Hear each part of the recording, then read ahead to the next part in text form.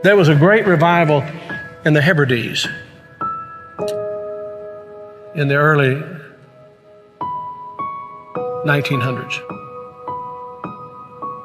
Began to moved up to the pleading for it into the 40s. Maybe we could say it topped out in the early 50s. Two old women, one was 84 years old and one was 82 years old. One was blind and one was humped over so badly with spinal stenosis just arched over. But they had passion for revival. They wanted God to work. This is what happened. They couldn't even get out to the church to pray. They couldn't even get out to the church to worship.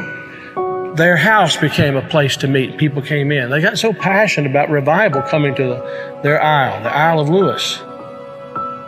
They got so passionate about it. They confronted the preacher and wanted to know if he was thoroughly right with God. And they prayed and prayed and prayed. And they'd seen the Lord, they said, with the church filled up and God blessing, a great overflow. And the fire of God struck that tiny little obscure place off the coast of Scotland. And when it happened, there was a young teenage boy that got saved in it. His name was Donald. And the preacher became so dependent upon Donald and so close to Donald, he would ask him to lead in public prayers and help him with the meetings, and he did. Oh, how God worked. People began to hear about it, and the revival fire spread. It spread. And God blessed in a great way. Those two old women, the kind of people don't want in their church anymore. And from that same island, there was a young girl who was a cousin to Donald Smith, who immigrated to America. Her name was Marianne Smith McLeod. She came to America, and in 1936, she met a man named Fred. And they were married. They fell in love. They were married. God blessed in a great way. And those old women were her aunts. And they came out of that fiery revival, They really experienced revival.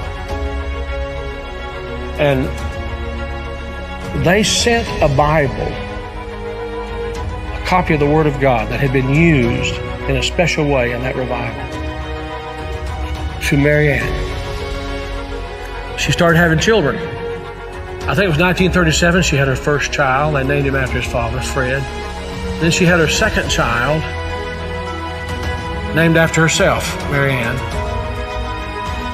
Then she had her third child, Elizabeth.